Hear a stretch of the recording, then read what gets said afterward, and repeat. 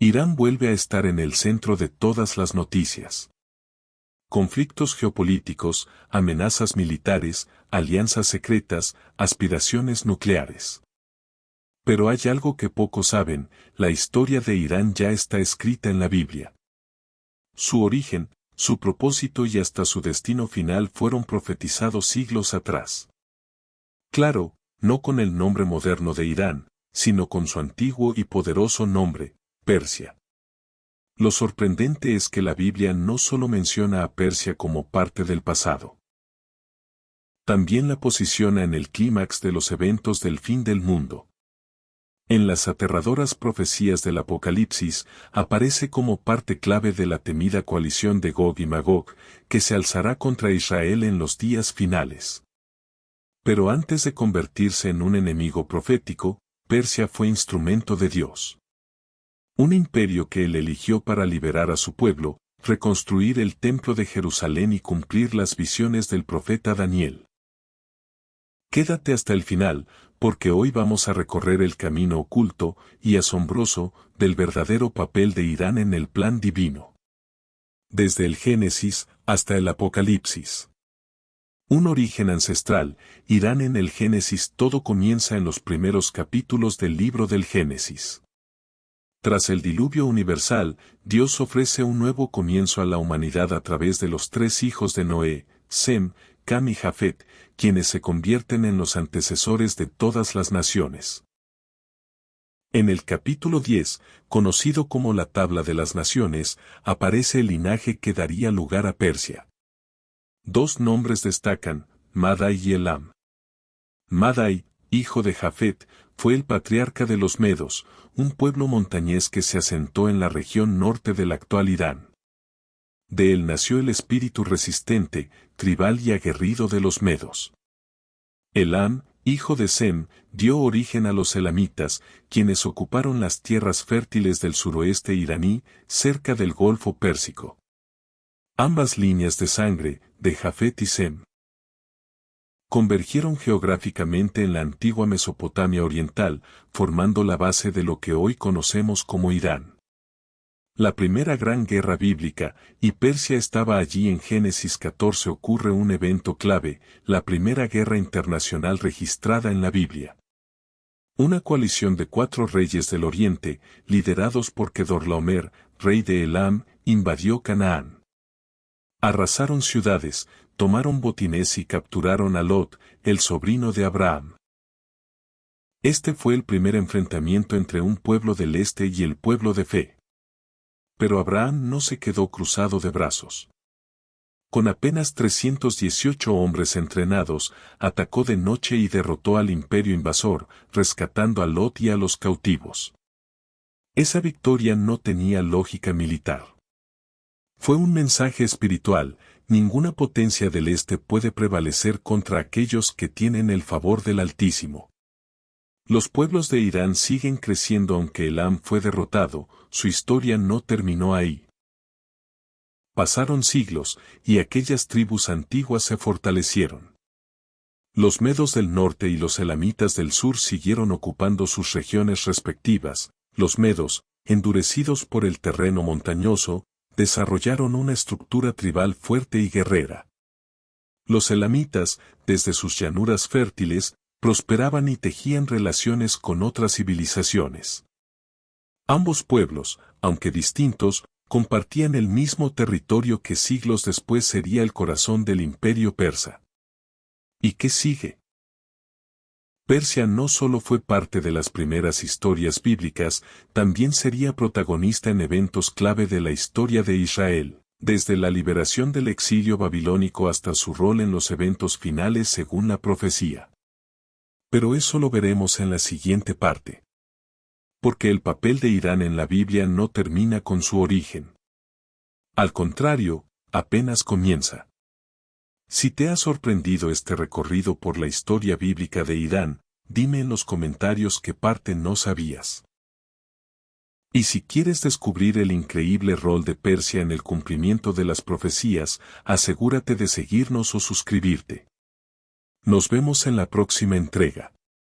Mientras los grandes imperios se sucedían y caían como gigantes de arena, una nueva potencia crecía en silencio.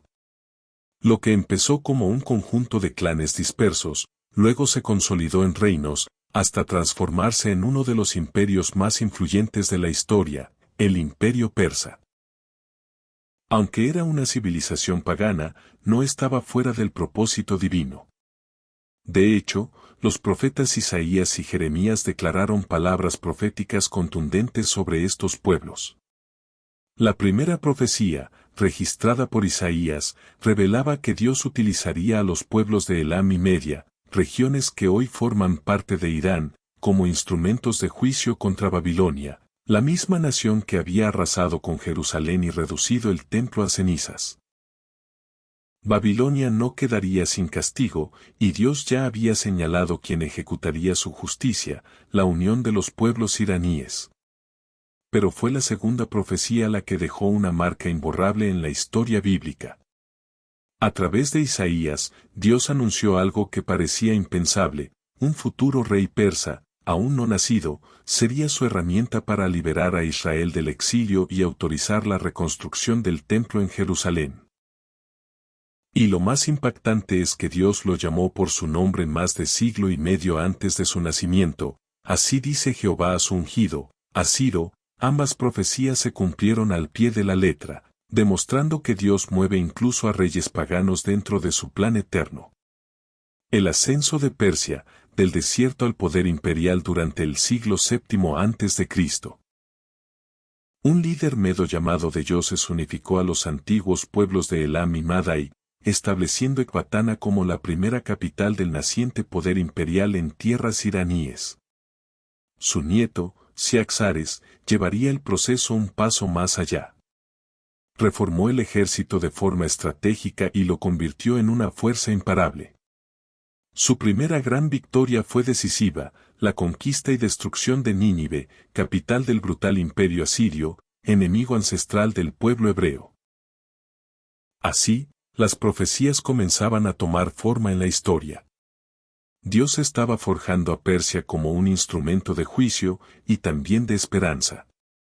Un esclavo con visiones, Daniel y los secretos del futuro. Mientras Persia crecía en poder, Dios ya había comenzado a revelar su destino por medio de sueños proféticos. El primero en ver el rol que jugaría este imperio fue un joven hebreo llevado al exilio, Daniel. Todo comenzó cuando el ejército de Babilonia, bajo el mando del rey Nabucodonosor, arrasó Jerusalén, destruyó sus murallas y saqueó el templo. Entre los prisioneros estaba un adolescente llamado Daniel, deportado junto a miles de hebreos a la capital del imperio más poderoso de su tiempo. Pero Dios tenía planes con él. A pesar de vivir entre los lujos y la corrupción del palacio, Daniel no se contaminó, y por su fidelidad fue elegido para recibir un don único: el poder de interpretar visiones y sueños, no solo para su época, sino para los siglos por venir. Desde el corazón de la nación enemiga, Daniel comenzó a tener revelaciones sobre cómo otro imperio se levantaría después de Babilonia y que sería clave en el destino de Israel, el imperio persa. El sueño que cambió la historia: mientras Daniel servía en la corte de Nabucodonosor, el rey tuvo un sueño aterrador. Una estatua colosal hecha de distintos metales, cuya presencia imponía temor y asombro. Pero lo más inquietante no era su apariencia, sino que el rey exigía que alguien le contara el sueño sin haberlo escuchado, y luego lo interpretara. Ningún sabio de Babilonia pudo hacerlo. Era una tarea imposible, hasta que Dios levantó a Daniel. Con valentía y autoridad divina, el joven se presentó ante el trono de Nabucodonosor y describió el sueño con precisión. Luego, reveló su significado. Cada parte de la estatua representaba un imperio que dominaría el mundo. El oro era Babilonia, la plata representaba el siguiente gran poder, Persia. Así, desde el centro mismo del imperio que destruyó su nación, Daniel fue testigo del principio de un nuevo ciclo en la historia profética: el surgimiento de Persia como pieza clave en el plan de redención divina. El profeta Daniel, frente al rey más poderoso del mundo antiguo, declaró una verdad que cambiaría el curso de la historia. Tú, oh rey, eres la cabeza de oro, pero tras ti surgirá otro reino, más débil en apariencia, simbolizado por el pecho y los brazos de plata. Esa imagen no representaba una sola nación, sino una alianza, dos brazos, dos reinos distintos, unidos bajo un solo propósito. Se trataba de los medos y los persas. Aunque unidos, no eran iguales, porque con el tiempo el brazo persa se alzaría con más fuerza y asumiría el control absoluto. La visión era clara. Babilonia caería, y otro imperio ocuparía su lugar, elegido directamente por Dios. Daniel, aún joven y en tierra extranjera, fue testigo de cómo estas visiones empezaban a cumplirse ante sus propios ojos. Y el momento clave se acercaba, el nacimiento de un rey que había sido anunciado por Isaías más de un siglo antes. Su nombre era Ciro, y desde las tierras altas de Persia comenzaría su ascenso imparable. Ciro el Grande, monarca de Persia, derrotó a los medos y unificó ambos pueblos bajo un solo estandarte, estableciendo el imperio medo-persa. Bajo su liderazgo, esa nación emergente se transformó en una superpotencia y eventualmente puso sus ojos sobre la poderosa Babilonia. La noche de la caída de Babilonia no fue una batalla como las demás. Mientras el rey Belsasar, nieto de Nabucodonosor, celebraba un festín con 1000 nobles, cometió un acto de irreverencia extrema.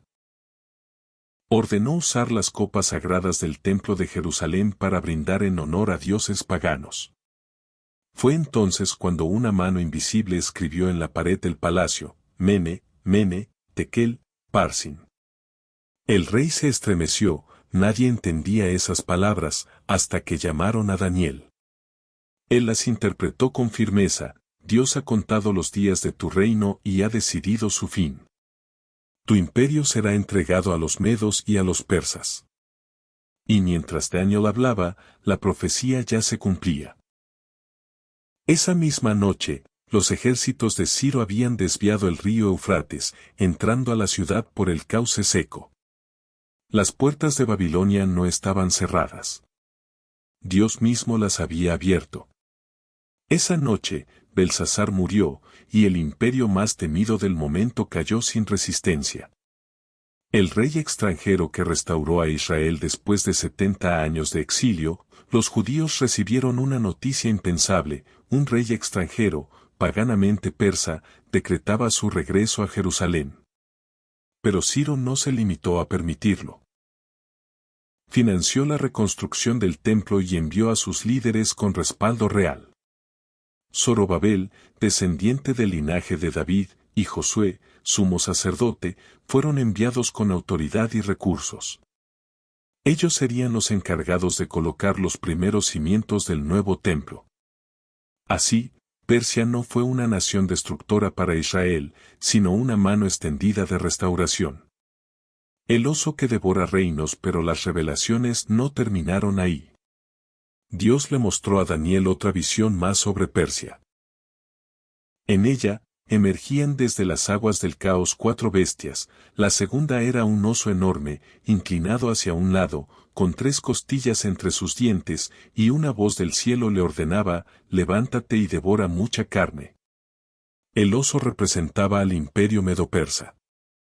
Estaba inclinado porque Persia prevalecería sobre Media, y las 3 costillas eran los 3 grandes reinos conquistados por esta potencia: Lidia, Babilonia y Egipto. Y así fue.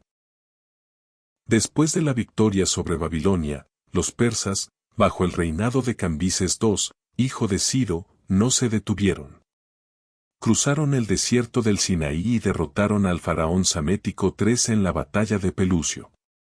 Con esto, Egipto también cayó ante el poder persa. La tercera costilla había sido arrancada. El carnero de los 2 cuernos más adelante, junto al río Ulai, Daniel tuvo otra visión aún más nítida y escalofriante. Vio un carnero con 2 cuernos, uno más alto que el otro, y el más alto había crecido después. El animal embestía sin oposición hacia el occidente, el norte y el sur. Entonces la voz divina explicó, ese carnero con 2 cuernos representa a los reyes de Media y de Persia. Una vez más, Persia surgía como actor central del plan divino. Pero esta vez no como redentor, sino como una fuerza imparable, que arremete como bestia desatada, conquistando territorio sin encontrar resistencia. Y todo ocurrió tal como fue anunciado, un imperio que surgió del silencio, que Dios utilizó como castigo, como liberación, y como pieza clave en el desarrollo profético del mundo. Un cuerno más alto, una alusión exacta a la supremacía persa sobre los medos, 2 pueblos, un imperio, pero un solo trono dominante. La visión continuaba y de pronto del occidente apareció un macho cabrío, veloz como el viento, con un solo cuerno entre los ojos. En un instante embistió al carnero derribándolo y pisoteándolo. Era la profecía del siguiente imperio. Grecia, encabezada por Alejandro Magno, derrotaría a Persia con una velocidad sobrenatural. En ese momento, Daniel no sabía quién era ese macho cabrío. Sin embargo, vio que Persia, el imperio más vasto y glorioso que había visto el mundo, caería en el futuro. Pero ese final aún no había llegado, porque en sus días de esplendor, Persia no solo era invencible, era el centro del mundo. Su dominio se extendía desde la India hasta Etiopía. Y en los días del rey Ahasuero, el trono del imperio más grande de la tierra, se estableció en la majestuosa ciudad de Susa, en el corazón de Elam, lo que hoy conocemos como el suroeste de Irán. Y fue en Susa donde ocurrió uno de los milagros más inesperados de toda la historia bíblica, porque el gran imperio sería conquistado por una sola mujer. El rey Asuero celebró un banquete majestuoso que duró 6 meses y luego invitó a todos los habitantes de Susa a una fiesta final de 7 días.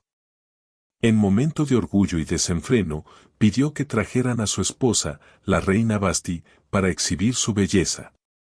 Pero Basti se negó humillado ante todo el imperio. El rey la desterró y sus consejeros propusieron una solución radical. Buscar entre las jóvenes vírgenes del reino a una nueva reina. Las más bellas serían llevadas al palacio para ser preparadas durante 1 año y luego presentadas ante el rey. Una de esas jóvenes era Adasá, pero nadie la conocía por ese nombre. Era huérfana y había nacido entre los judíos deportados. Su primo Mardoqueo la había criado en secreto y en el palacio recibió otro nombre, Ester. Ester fue elegida por el rey y sin saber que era judía, Ahasuero la coronó reina de Persia.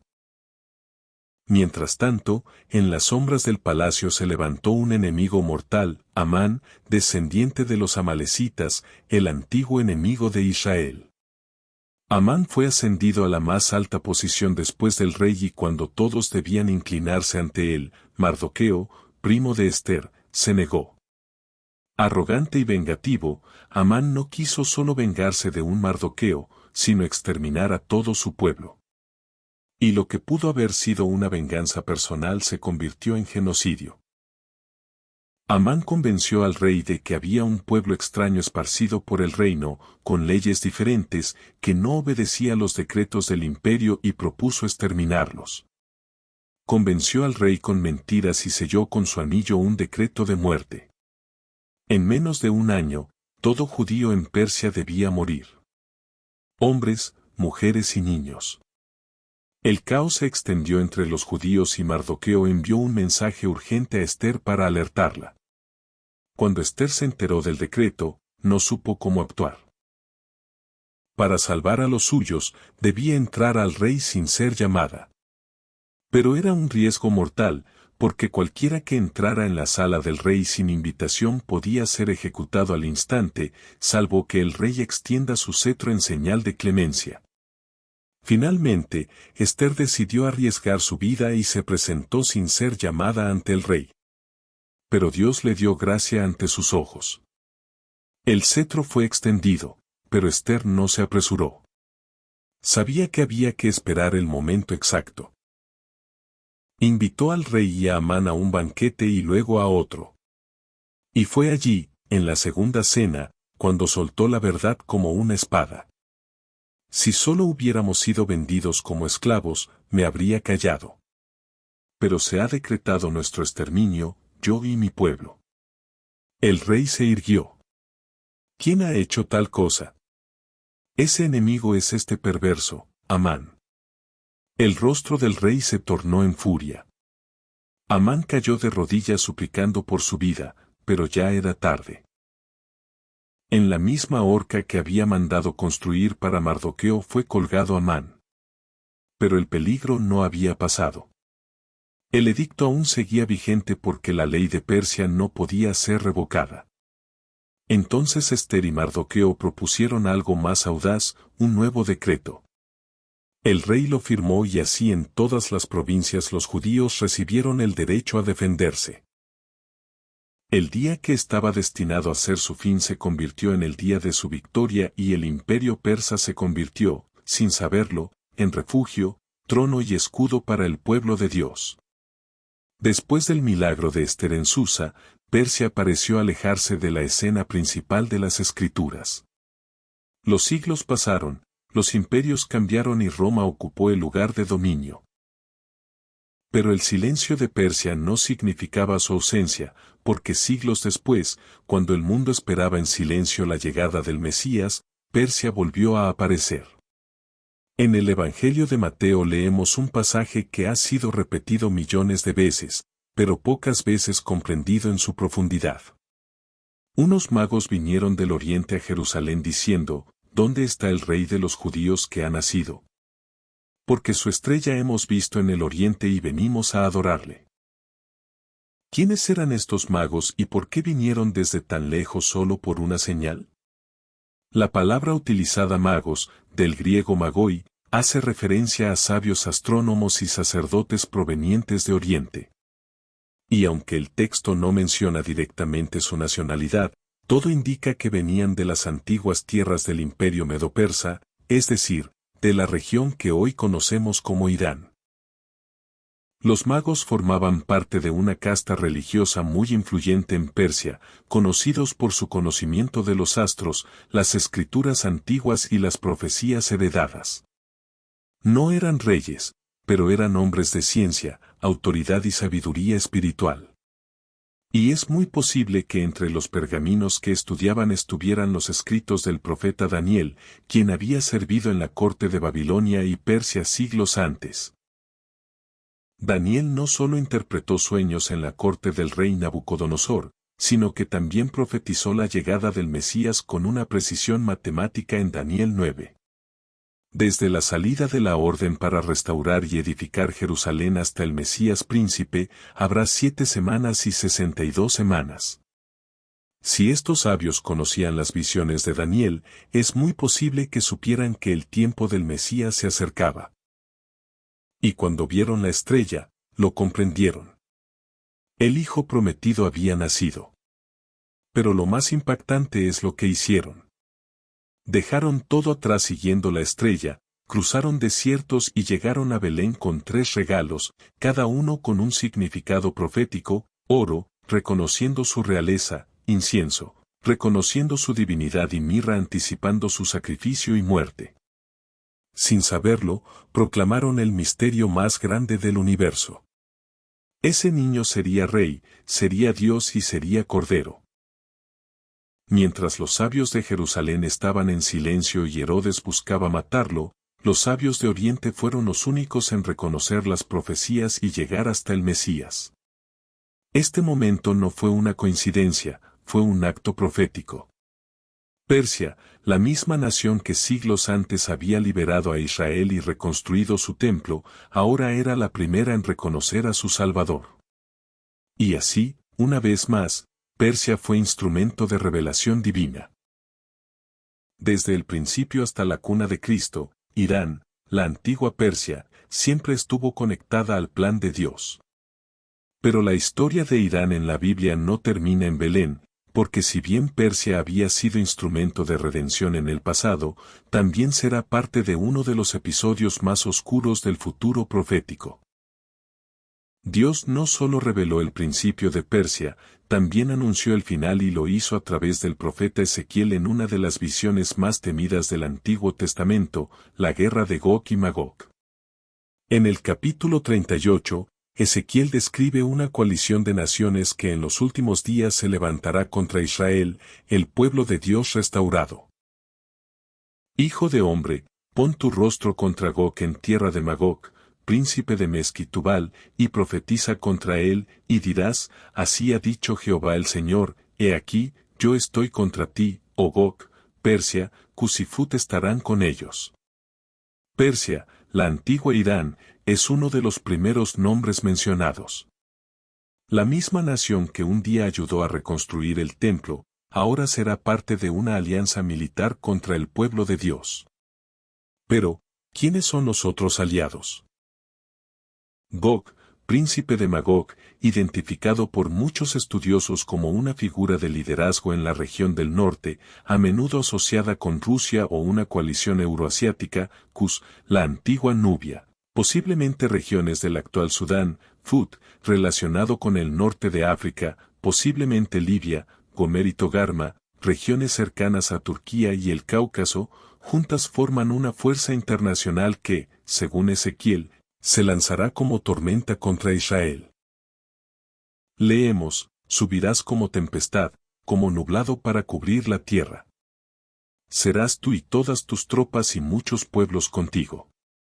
Pero no lo lograrán, porque este ataque provocará la intervención directa de Dios y el juicio será implacable. Terremotos, fuego, confusión entre las tropas y la gloria de Dios se manifestará en medio del caos. Está escrito, y seré engrandecido y santificado, y seré conocido ante muchos pueblos, y sabrán que yo soy Jehová. Y así Persia pasará de ser redentora a ser juzgada, no porque Dios la haya olvidado, sino porque una vez más se levantará contra su voluntad y su pueblo. Persia, como pocas naciones en la Biblia, ha recorrido todo el arco de la historia sagrada, desde su creación en el Génesis, su redentor en el exilio, hasta su alianza profética en la guerra final. Pero, ¿qué dice la Biblia sobre su destino final? Será destruida para siempre, tendrá una oportunidad de redención. La respuesta está oculta entre líneas y es más compleja y más poderosa de lo que muchos imaginan. Después de describir el juicio de Gog y Magog en Ezequiel 38 y 39, el texto revela una escena devastadora. El ejército que se levanta contra Israel será destruido con fuego del cielo. Los cadáveres cubrirán los campos. Las armas serán quemadas por 7 años y el nombre de Gog quedará asociado para siempre al juicio divino.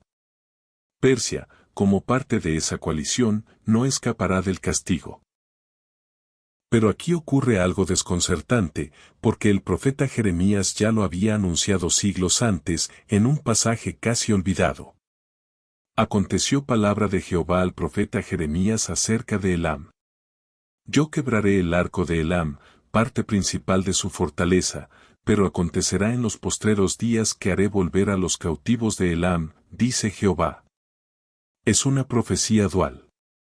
Primero vendrá el juicio, pero luego, algo sorprendente. Entre las páginas proféticas, en medio de advertencias y condenas, Dios deja una promesa inesperada, en los días postreros restauraré a Elam. Estas palabras lo cambian todo. Porque aunque Irán, la antigua Persia, se levante contra Israel en los tiempos finales, aunque forme parte de esa gran coalición rebelde que desata la ira divina, su historia no termina en destrucción. Aún en medio del castigo, Dios deja abierta la puerta a la redención. Ese Irán que hoy aparece en los noticieros, desafiante, envuelto en alianzas turbias, con ambiciones nucleares y discursos de confrontación, también tiene un lugar reservado en la restauración final. Porque la historia de Persia en la Biblia es un reflejo profundo del alma humana, caída, juzgada, pero aún así amada y rescatada por gracia. Por eso, el destino final de Irán no es solo advertencia, también es esperanza. Porque las Escrituras declaran que llegará el día en que las naciones subirán a Jerusalén, no para combatirla, sino para adorar al verdadero Rey, al Señor de los ejércitos. Y acontecerá que todo aquel que sobreviva de las naciones que vinieron contra Jerusalén subirá año tras año a adorar al Rey y a celebrar la fiesta de los tabernáculos. ¿Estará Irán entre esas naciones? ¿Volverá Persia, que fue instrumento de liberación, luego enemiga, finalmente restaurada? Puede que sí. Porque el corazón de Dios no se cierra para quienes se vuelven a Él. Desde los primeros capítulos del Génesis hasta las visiones más intensas del Apocalipsis, Persia ha estado presente. Cuando el mundo comenzaba de nuevo tras el diluvio, Dios nombró a Elam y a Madai, sembrando una promesa que aún no se entendía. Cuando Abraham luchó para rescatar a su sobrino Lot, Elam ya era una amenaza poderosa. Cuando Babilonia cayó, Persia fue la mano que Dios usó para restaurar a su pueblo. Cuando el templo fue reconstruido, un rey persa lo financió con recursos reales. Y cuando el Mesías nació, sabios del Oriente, hombres que, según la tradición, venían de tierras persas, fueron los primeros en reconocer su estrella y rendirse ante él. Pero el relato no se detiene allí. En los últimos días, cuando las naciones se levanten como sombra contra Israel, Persia volverá a aparecer. Persia, Cus y Fut estarán con ellos. Así está escrito. Volverá, esta vez del lado de la profecía oscura, unida a las fuerzas que desafían a Dios. Pero incluso entonces, la Escritura no cierra el libro. Porque el mismo Dios que juzga es también el que redime. Y si Irán vuelve su rostro hacia el Altísimo, su historia no terminará en cenizas, sino en gloria. Y ahora que has escuchado todo esto, te hago una pregunta directa: ¿crees que Irán está cumpliendo hoy su rol profético?